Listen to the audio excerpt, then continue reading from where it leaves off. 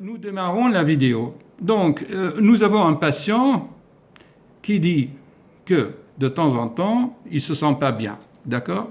À ce moment-là, il dit, je prends ma tension et je trouve que la tension est élevée. Donc, mon état d'âme, mon humeur, mon bien-être, c'est à cause de la tension. On voit que dans la logique de ce patient, que l'état de bien-être est lié aux chiffres et à l'état du cœur. Or, où dans l'être humain? Est-ce que l'être humain est uniquement un cœur? Regardez le cœur, comment il est branché derrière. Le cœur, il est branché ici à l'œsophage, d'accord? Ensuite, derrière, il y a les poumons, ok? Et ensuite, c'est le cœur qui envoie le sang. Certes, le sang va aller dans le cerveau, et le cerveau se sent bien ou mal selon le sang et surtout selon la composition biochimique du sang. Or, la composition biochimique du sang joue un rôle en plus de la force dans laquelle le sang est propulsé dans le cerveau. Certes, vous avez raison, parce que la force avec laquelle le sang irrigue le cerveau indique la tension. Et le cerveau n'aime pas beaucoup de tension. Mais elle est due également à la qualité de l'oxygène que vous respirez. Donc si vous ne respirez pas bien, eh bien pareil, la composition du sang va être moindre en oxygène et vous ne vous sentez pas bien et la pression va monter encore parce que le cerveau dit « Ah, je ne me sens pas bien, donc je dois monter la pression ». Alors que le problème finalement n'est que la conséquence parce que vous respirez mal. Ok? Il y a aussi la cause, à mon avis, majeure, c'est ce que vous mangez.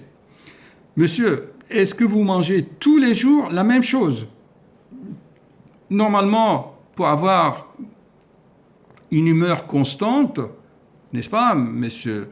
Pour avoir une humeur constante, il y a des gens qui ont pensé d'aller dans des monastères et de devenir des moines zen. Les bouddhistes, par exemple, les catholiques, les grecs, ils ont construit des monastères au sommet des montagnes pour être tranquilles, pour avoir la même humeur, la même stabilité.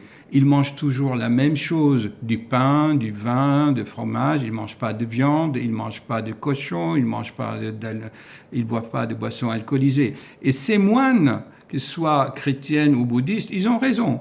Comme vous, ils cherchent la philosophie de la vie, ils cherchent le bien-être. Eux, ils ont dit le bien-être, c'est la stabilité. On va aller dans un monastère, d'accord? Donc, si un jour vous n'êtes pas bien, ce n'est pas seulement la tension. Ça dépend aussi, regardez ce que vous avez mangé hier ou avant-hier. Regardez ce que vous avez mangé pendant les 3 jours précédents. Parce que l'effet des aliments dure 3 jours. Donc, voyez-vous comment l'être humain, il est réductionniste. Il réduit les choses à 2 chiffres. D'accord? Or, l'état d'esprit, la psychologie, dépend de beaucoup de facteurs. Certes, il y a la pression, il y a l'oxygénation, il y a la composition de sucre, des acides aminés dans le sang, il y a aussi l'environnement, il y a aussi le soleil, il y a le soleil qui va augmenter la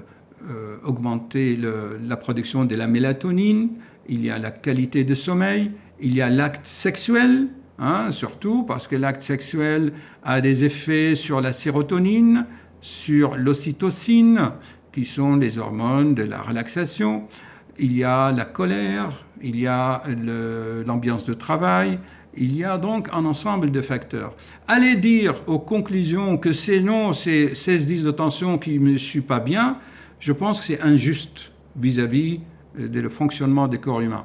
Alors, chers amis, méditez là-dessus et à bientôt. Méditez bien. Au revoir.